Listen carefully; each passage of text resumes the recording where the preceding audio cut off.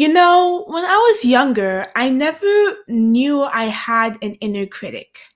Now, don't get me wrong, I was very much aware of this small little voice inside of me that would tell me I'm lazy sometimes, or sometimes it would criticize me and my plan and say it wouldn't work out, and I could have done an even better job.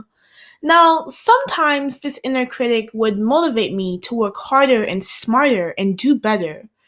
But most often, it would just tear me down and leave me feeling worthless. And it would just gnaw at me a little bit by little each day. But the thing I didn't understand until recently was that you don't have to listen to everything that your mind is telling you. That you can actually talk back against this inner critic in your head. And you can shut it down whenever it tries to pick at you and say that you aren't good enough for this or you aren't good enough for that. Hi everyone, I'm Savanna and this is Mental Mondays with Savanna, a motivating, mental cleansing, and energy boosting podcast. I focus on how one can improve their mental health while helping you build a better mindset, better habits, and a better life for yourself. I'm a 15-year-old CEO, a passionate storyteller, and an optimistic dreamer who views the world through a different set of lenses. I came on here to share that unique view with you. My biggest hope is that my videos ignite a spark in you to seek your highest potential and so that you can live a life without limits. Let's dive into it.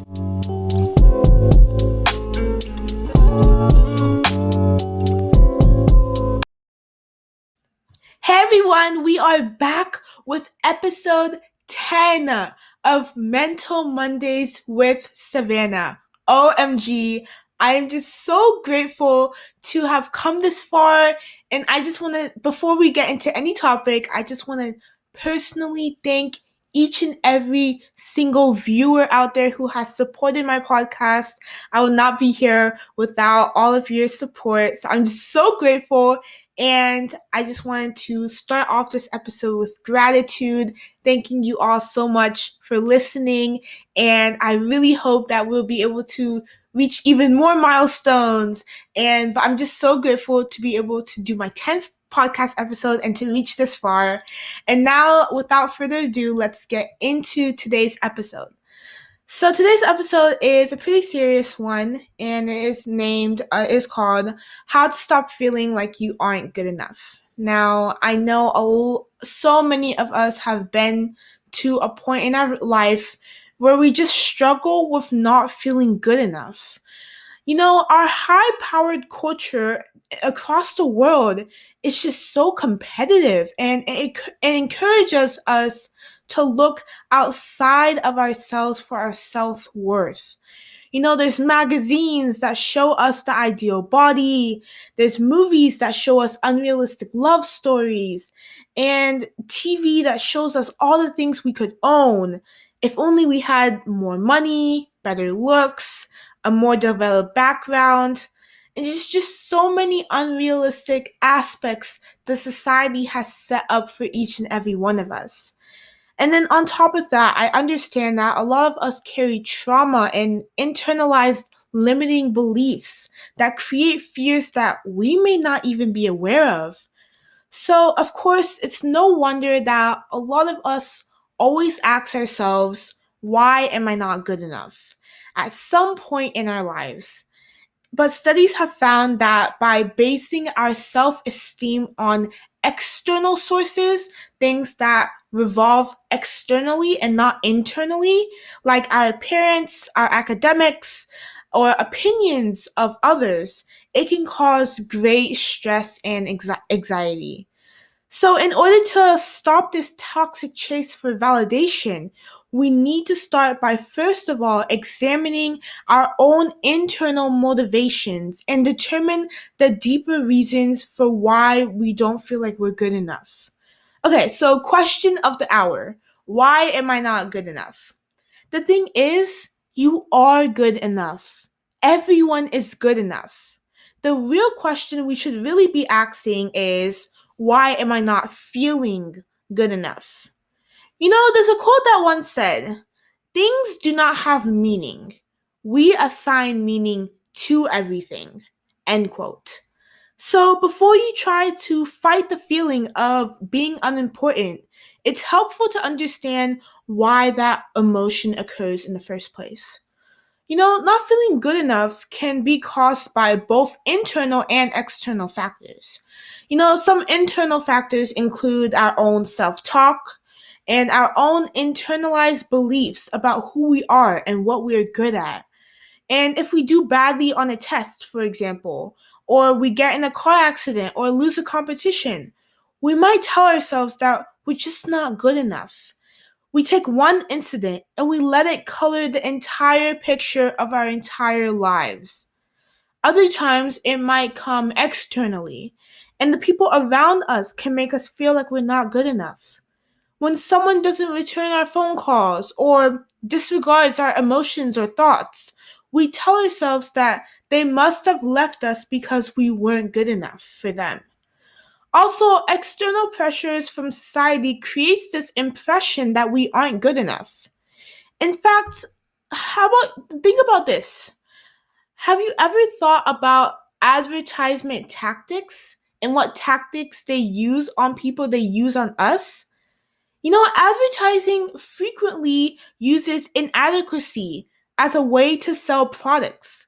Think about all the ads you've seen for dieting or for beauty products that claims that your body needs improvement and only their product or service can help.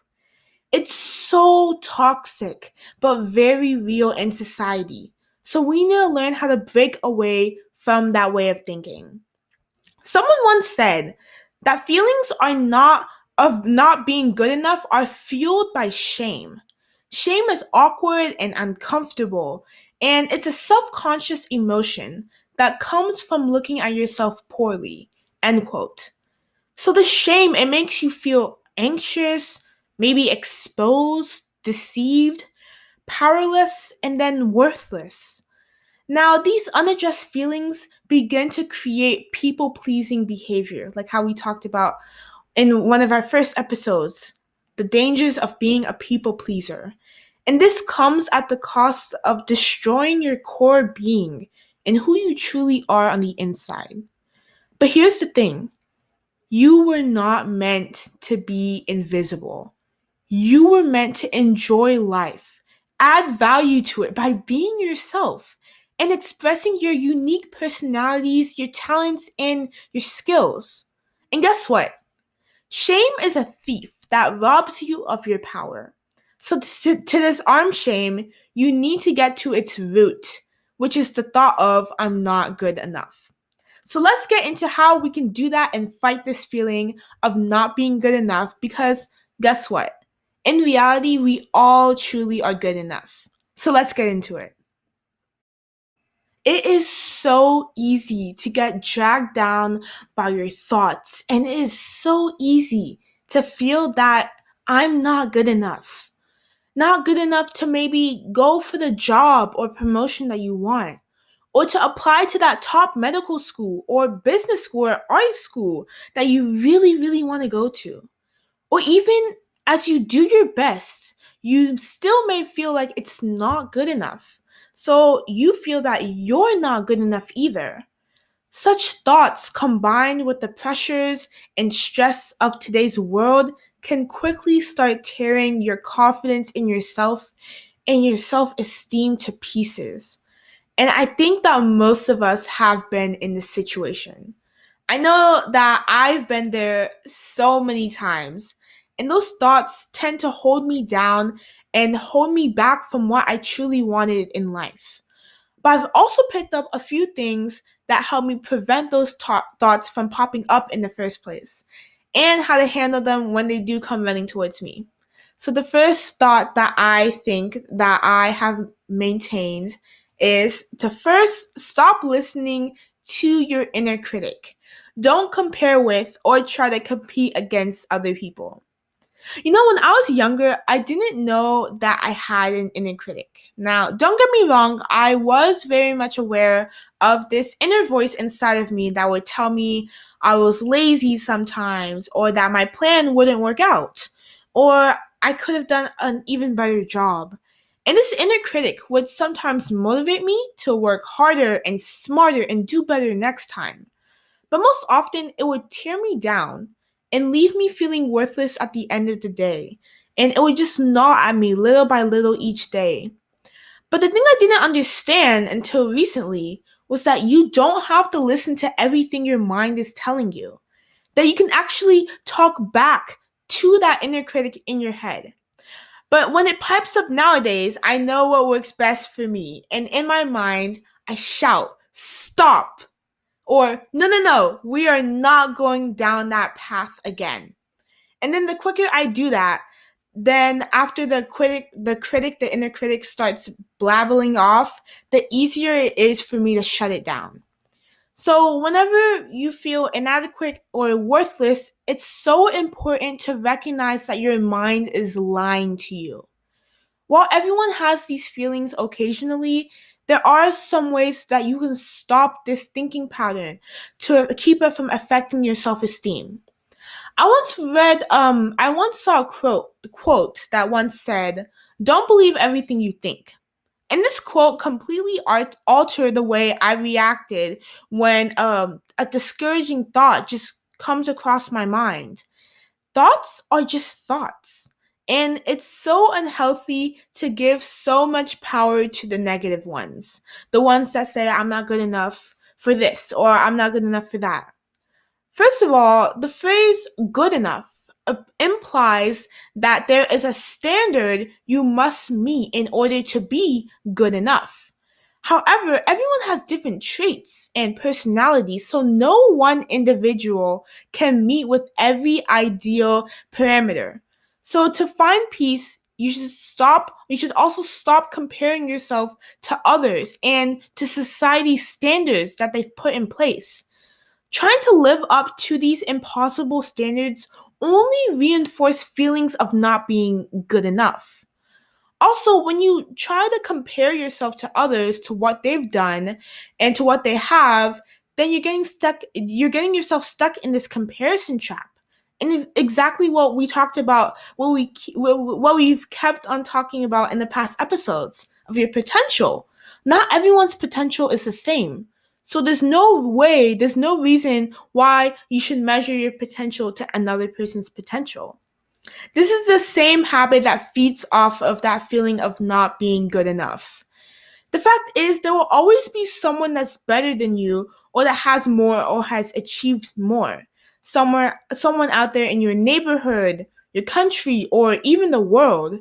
But I found that a much better alternative for me has been to compare myself to myself, to see how far I have come and how much I have overcome.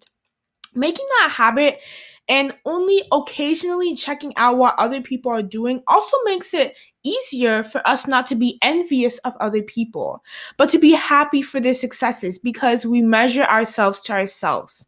I feel like that's the only true way we can measure how much we are capable of, right? That's the only true way we should do that. And in addition to not comparing yourself with others, we also need to end this competition to keep up with other people. For example, you don't have to work extra shifts to make more money because your friend earns more than you do. Life is not a competition with others, and you will definitely find more peace when you free yourself from competing. So that was the first tip, and it was to stop listening to your inner critic and stop comparing or trying to compete with other people.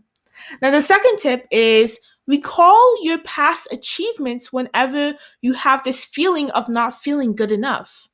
To stop feeling like you aren't enough, you need to understand that your emotions do not always show you and tell you the entire truth. You might remind yourself solely on the incidents where you didn't meet a specific standard or failed to reach a goal. But by doing this, you forget all the times when you were successful. Combating this tendency to recall negative performances requires changing your thinking and your mindset. So whenever you start to remember a time that you failed, pause. Quickly pause and recall previous successes. Focusing on when you succeeded in life can reduce the power old slip-ups that have over your mind and your emotions. So do this by maybe making a list, maybe journaling it, or have a blank memo note on your phone and simply think back to the times and situations that you have felt good enough and that you did achieve something and you felt proud of that moment. Or maybe think back to the time where you may have not felt good enough at first, but you still took that action and you did well or even better than you have expected. So write these memories down. And then when you feel uncertain in yourself and you feel uncertain in your abilities and your confidence drops in some situations, pull out that note and soak in those memories for a few minutes to change your outlook on that situation. Because you better believe it, you do have the power to do that situation and you are good enough. Now, the third tip I have for everyone is to focus on the process rather than the results and make sure to celebrate all wins. Instead of focusing on the end goal, consider the enjoyment of the process. For example, some people only think about getting to college or a graduate degree to improve their job or to improve their career goals. But when we only look at the future benefits, we may miss out on the experience of learning new things. While having goals is healthy, do not forget to enjoy the path you take to get where you want to go. Also, make sure you celebrate all your wins, all your mini achievements, not just the big ones. Because then, if you only celebrate the big ones, you'll have to wait a long time between celebrations, and then that runs the risk of only feeling good about yourself when you've reached such a peak in your life.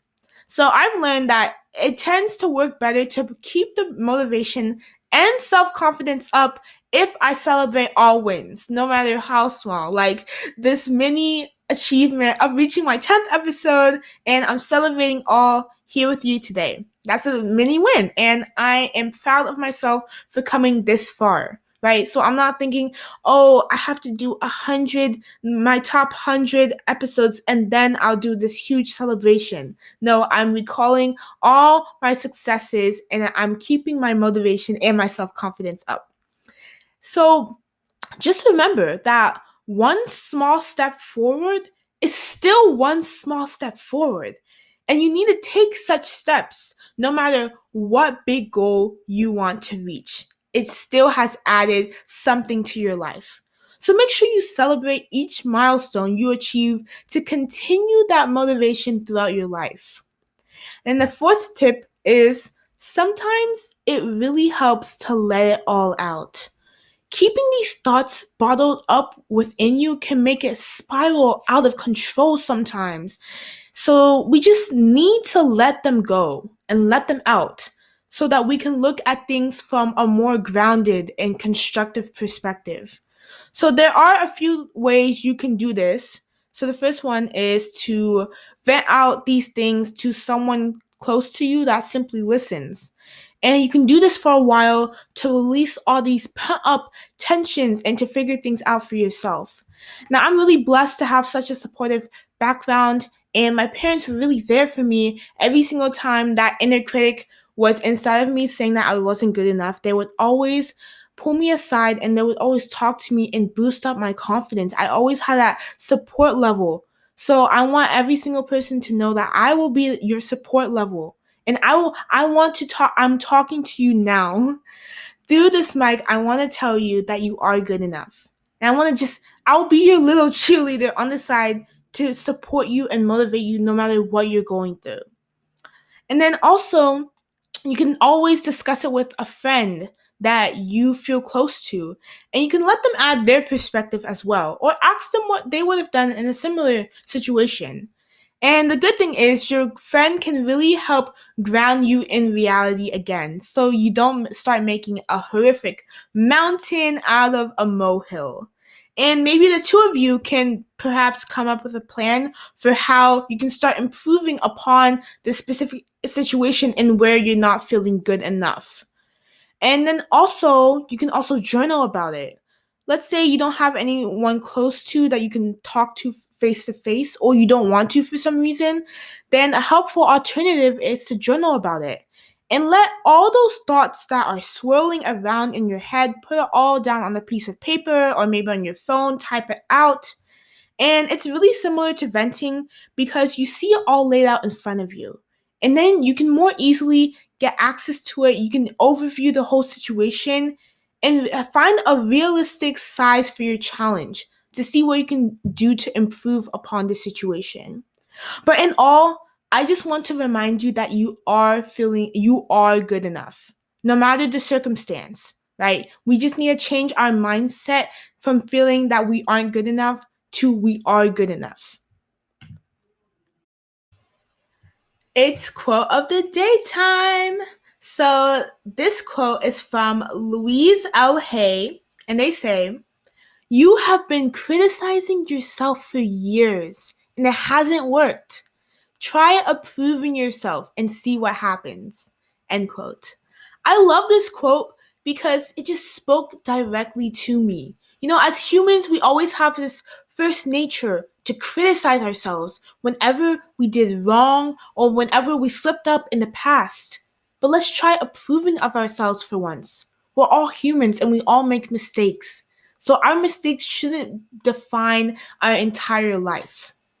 Now, Eleanor Roosevelt once said, "No one can make you feel inferior without your consent." So don't give them that power over your life and let them have control. Again, that the tips I have for any person who feels that they aren't good enough for a certain position or an experience or for life in general, first of all, stop listening to your inner critic and don't compare or try to compete with other people. Then recall your past achievements. Like Louise Hay said, you've been criticizing yourself all this time. Recall all the amazing work that you've done in the past and see how much of a difference it'll actually bring in your life. Then focus on the process rather than the results, and make sure you celebrate all your wins and the checkpoints you passed in life, not just the major achievements, but all the little ones too. And sometimes it really helps to just let it all out, whether it's to another person or just journaling it. It's just so good to vent it all out. Leaving on this note, I want us to remember that criticism and the sense of feeling worthless is all around us. It can be overwhelming, daunting, and discouraging. But the most powerful thing that we can do is decide. Decide to move forward, no matter how slow or how long it takes, and continue to reject this detrimental feeling. And remember, I'll always be here to support you in all your endeavors, so don't be afraid to just be you and let it all out. Thank you so much for tuning in. You just listened to Mental Mondays with Savanna. Make sure you click the subscribe button to receive more positivity every Monday and join the fam. Thanks again for listening, and I'll see you next week.